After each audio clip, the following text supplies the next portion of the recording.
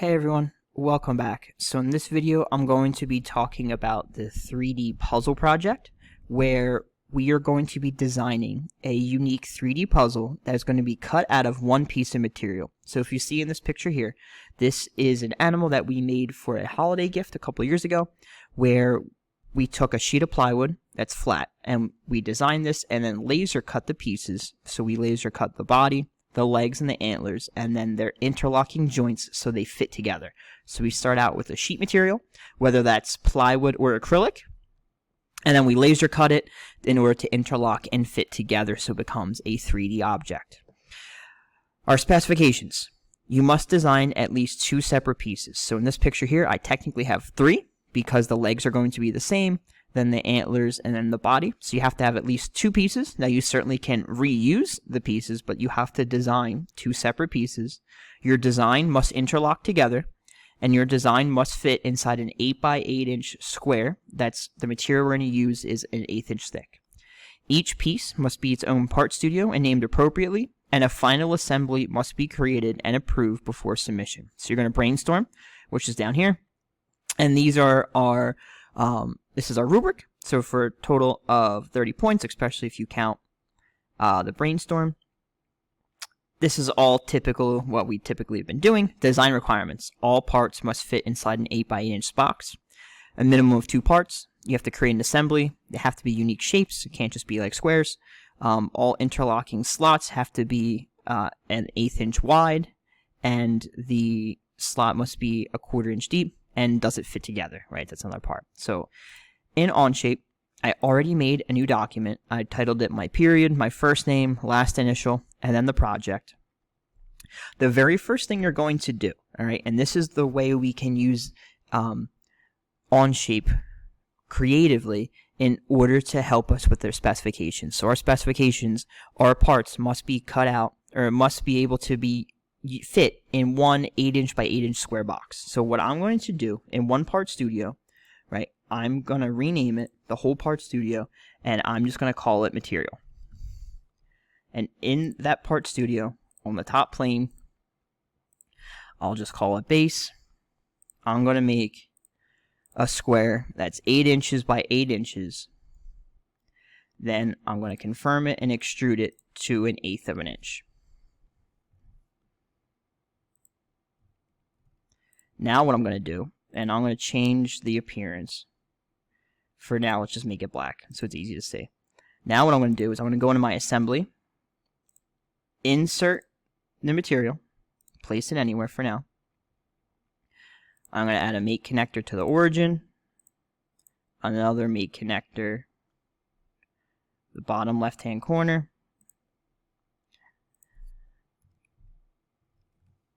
I should have renamed origin.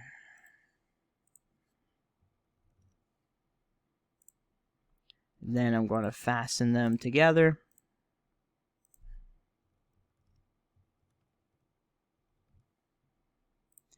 And then now what I'm going to do is after I make my part, I'm going to stick all of them on this 8 by 8 inch square. And if they fit together, they fit without sticking off this sheet, well then I can submit those designs. If they don't, I have to edit some of my design.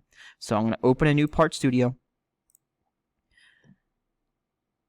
Okay, I'm going to sketch on the top plane. I'm going to be looking down. Alright, so I'll call this base.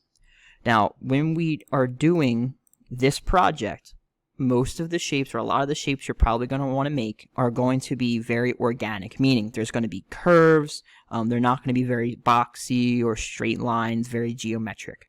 So there's a tool here that looks just like this that's called the spline tool. Now, the spline tool is how you can sketch a multi-point curve where you can drag any point along its length to make adjustments. So if I were to, I'm going to start a little bit above the origin, right? I'm going to start above it. If I click, and now you can see how it kind of gives me a starting point. I can click and then keep going. So this is going to be more similar to the pen tool from Illustrator if you had creative engineering last year, right? I'm just going to go and kind of sort of make this weird looking shape. Now if I hit escape on my keyboard, I can select these points, or like anchor points, and I can slide them along, and I can then edit the shape that I currently have. Right? It's super, super, super helpful to kind of take our pieces and make them, a little bit easier for us to follow. Now, what you can do, if you notice, there's only a couple of anchor points. So I certainly could, as I go through, just add a ton of them as I go, like that, but that's super tedious. What you can also do is hit the drop down here to go to spline control point, and if I click on the path of what I drew with the spline tool, it adds more anchor points. The more anchor points I have, the more control I have over editing the part, and you could edit it in smaller ways a lot faster than maybe before. Okay, so this, what I have started, is a very, very, very awful elephant shape. Now, I'm just doing this very quickly, so it's not going to be fantastic, but bear with me, alright? Just pretend that it looks good. So what I do is I'm going to have my rough version of the body. Now, if I go to dimension, I could go from like point to point, dimension it, and it will increase my size. Now, you can't go from like curve to curve. That won't work. You can only really dimension by points. So I can go point to point. Typically, what you want to do is dimension like your widest points. So you could always add another point, and if I dimension it, right, you're going to see that it's going to move. However, it's going to move just that single point. So if you have your overall dimensions you want, like your length and your height, you then may have to go back and edit your points a little bit so it looks a little bit more natural. And you certainly could use some construction lines to give yourself reference points in order to help keep yourself in line. So now I know that that's my straight line. I can grab all these and bring them up close to my construction line. All right, that's just a little pro tip for you. Once I have my shape that I like, or my rough shape, what I'm going to do is confirm it, and I'm going to extrude that part to the thickness of my material, which is an 1/8 inch thick. Confirm it, right? Now I have the base for my awful, awful elephant. Now I need to put the pieces in here so my parts can start interlocking, right? Because I'm going to pretend like I want to do 2 sets of legs, so one in the front, one in the back, and I'm going to want to do a set of ears. So if I'm going to sketch now on this part, I'm going to call them like slots. And then you can just use whether that's the aligned rectangle to kind of give your thing a little bit of an angle. And again, you can certainly use it to go perfectly up and down too. So I would probably use this one just to make your life a little bit easier. What I would do is first do the width of them all. I would make them an 1/8 inch wide, and it might move them around a little bit. And if it does, it's not a big deal, because you're really only dimensioning your width for now. Okay, what you can then do is grab it one of the corner, and it's not going to change the width, it's just going to change your location. So you could just drag it out, flip it around, whatever you have to do to get it to work. Now, you're probably going to want to dimension how far out it's sticking, right? But if I do that, there's nothing for me to use as a reference. So I can go to this point here and stick it to where it starts to interlock or intersect, just like one, right? On every single one. Then I could dimension from that point to the end, and I want to make it 1/4. Or this part here, right? Just depends on where you're necessarily using. So I would go from here to here, make sure it's the right angle, 0.25, and that'll shrink it. Then I can go from here to here, make that 0.25, and then I can go from here to here, 0.25. Again, I'm doing this very quick and dirty, so it's fine. Confirm it. I go to extrude. You can either click on the individual parts that way, or just click the whole sketch. I want to remove. You can make sure you hit merge with all if it's yelling at you. Make sure you click them. Again, it got a little bit weird, but that's okay. I would always make sure, just to get into the habit, through all, bang.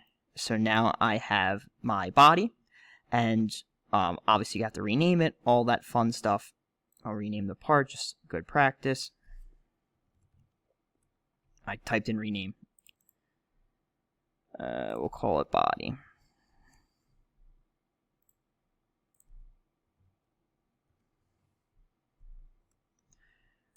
All right, now if I go to my assembly, I can insert body. And now it's going to be behind it, which is okay, so you can always move it. So what I would do is go to the top and just kind of eyeball it. As long as you put it down, you certainly could put a mate connector and connect the bottom here. So if I go to mate connector, you can put it on underneath, and you can call that body. I can grab another mate connector, put it somewhere. Maybe I want to put it in the middle for now. Body. And this might not work for you. Your pieces might be a little bit weird where you can't mate them in, because then it'll be just to the middle every time, which is not what you want to do. So you also could just kind of go to the top and just place it, because as long as you're looking down from the top, everything should fit in line. So the next part that I do I would make sure it fits inside this square.